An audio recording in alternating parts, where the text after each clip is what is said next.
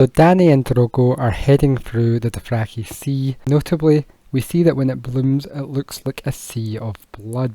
The grasses are noted to also come in all different colours, and we get mentions of a shy and that it has ghost grass that kills all other grasses and glows with the spirits of the damned, and that the Dothraki have a myth which claims it will cover the whole world, then it will end all life. Now I believe, as you see from my theory videos, that the pale glowing grass is literally just weirwood shoots from a massive underground network of weirwood plants, and it is strangling the other plants in order to feed because it is actually a fungus. Now we get given dating for when this supposedly happens in the timeline, and it is unclear from Dany's perspective here how much time has passed since Dany 2, but we see that she did ride for 3 days in pain, and then days later after that she contemplates death, and then she has a dragon dream, which shows us a black dragon covered in her blood and fire is shown to revitalise her and burn away her pain. And then when she wakes, Drogon's egg is warm to the touch and she is not pained by riding it anymore. We also find that the horse now seems to sense her mood and rides like they share a mind. So this dream was important. Someone was using the mind infiltration magic that they use in order to get her to overcome her pain, potentially connect her to Drogon, and also to get her to have a stronger connection with the horse. We get a recounting of their journey, and we see that they pass Norvos, cross 4 rivers and pass a dead city, blackened marble columns, and also 1,000-year-old Valyrian roads. We then pass through the Qohor forest for half a moon, so half a month, and we hear that Qohor has elks, spotted tigers and lemurs, which appear to be little Targaryen coloured lemurs, which are the cutest things ever, before eventually reaching the Dothraki Sea itself. Now we see that Viserys also came with them, despite Illyrio offering to let him stay in Pentos, but lets him go after he threatened Drogo, which is insane unless Illyrio is definitely planning on letting Drogo kill him to get rid of him as a liability. Because why would you let him go when he is openly antagonising this very powerful man in his own territory? So Viserys is now noted as an unwelcome shadow in their party. We see that Dany defies his orders now that she has been married to Drogo. She is now gaining a bit more independence, particularly from Viserys and his behaviours towards her. And we find that as well, Jorah seems to be, as an agent of Illyrio, trying to push a wedge between them, as he tells Viserys Dany commanded him to stay, fine well knowing his temper and that would enrage him. So he is trying to get him angry at her so that Drogo will react. And then we also find that Jorah tells Dany that people don't care who rule, which is interesting.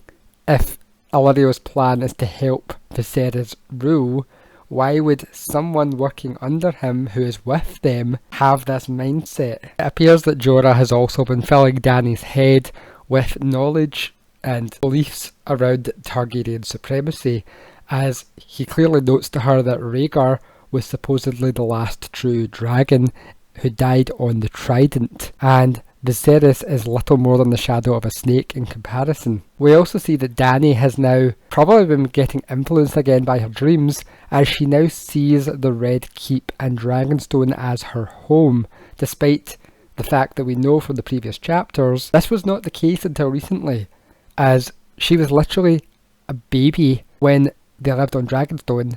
She has never been to King's Landing, and she had to flee Dragonstone at a very young age. So why would she consider this place her home? Until we realise the one major detail. She envisions them with her red door. So whoever is in her dreams and is intercepting her dreams and controlling her is using the red door and her faith in the red door as a safe haven, twist her towards looking towards the Red Keep. Now as dusk falls, we get some more Dothraki and Valyrian lore and culture to explore. We see that in Dothraki culture, those who walk are considered the lowest of people, as they are a horse riding community, which again, if you think about it, if they are drawing their cultural traits from the Valyrians, who they basically perceive as deities, then it makes sense that walkers of all people are the lowest of the low, when the people who literally fly in the sky on massive fire-breathing beasts of death are considered the highest of the high. It is also told that the first dragons supposedly come from the Shadowlands beyond the Shy and the lands of the Jade Sea, which I go into more in my fairy videos on the Gemstone Emperors, and we find that the last of the dragons known to exist died out a century and a half ago during the reign of Aegon III, known as the Dragon Bane, and it is implied that magic itself died in the Western world when Valyria fell. We find that there are many things that are attributed to them that are magical, such as spell forged steel, which is Valyrian steel, storm singers, which is an interesting one because we don't really get any more information on that besides this snippet. But what exactly is a storm singer? And also we find their most important contribution to magic was dragons, and all of these things paled in comparison to the power of the Doom. None of them could stop it. And we find that the closest things in this world now relating to dragons or Valyrian magic seem to be manticores from the Jade Sea, the basilisks from the jungles of Yeti, and we also find that there are spell singers, warlocks and aeromancers who live in the Shy, as well as shadowbinders and blood mages, which are heavily implied to be remnant practices from the Valyrian culture. Now, as we believe that Dany's handmaidens were basically picked out by Illyrio and so can be considered potential spies for him, it seems interesting that Irri tells Dany that there are no more dragons because brave men killed them all. But who exactly are these brave men that killed the last of the dragons?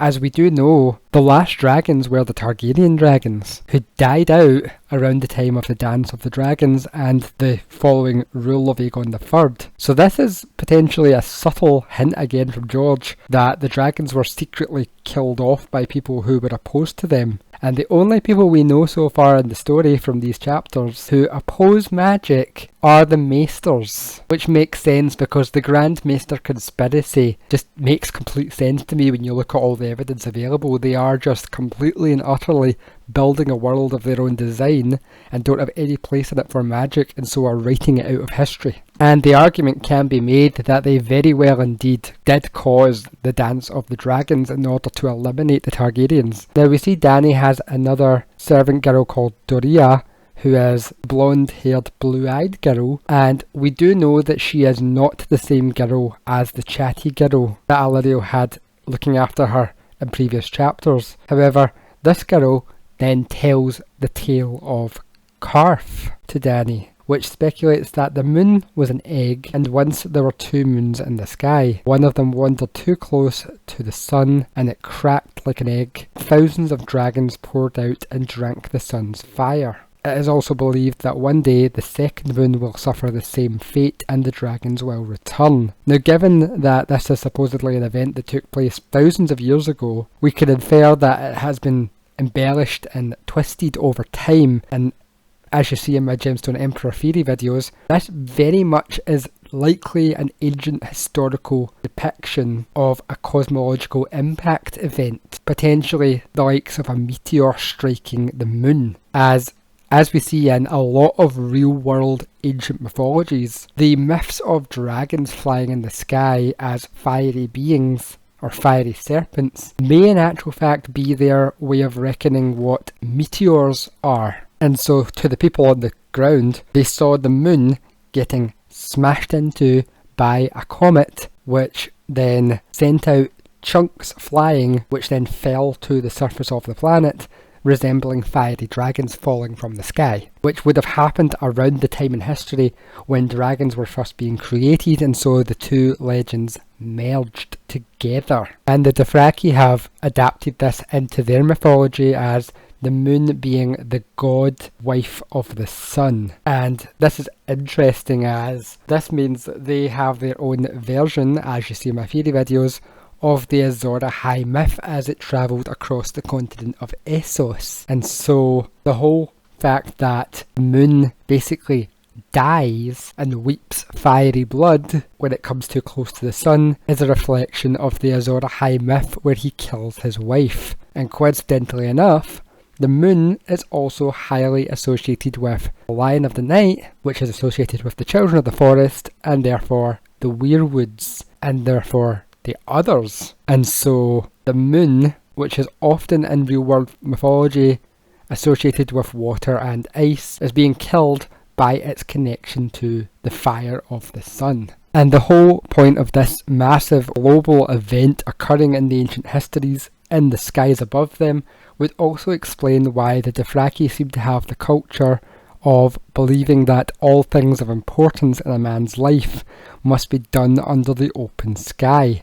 It was that impactful that it is still ingrained in their cultural mythos. Now we find that this is in actual fact how Dany comes to be pregnant, as her and Drogo consummated their marriage beneath the open sky, and Dany has been learning in recent months from Doria on how to pleasure Drogo in order to get her pregnant. And so we find that on her 14th name day, the name day in this world being synonymous with a birthday, we find that Dany is now pregnant.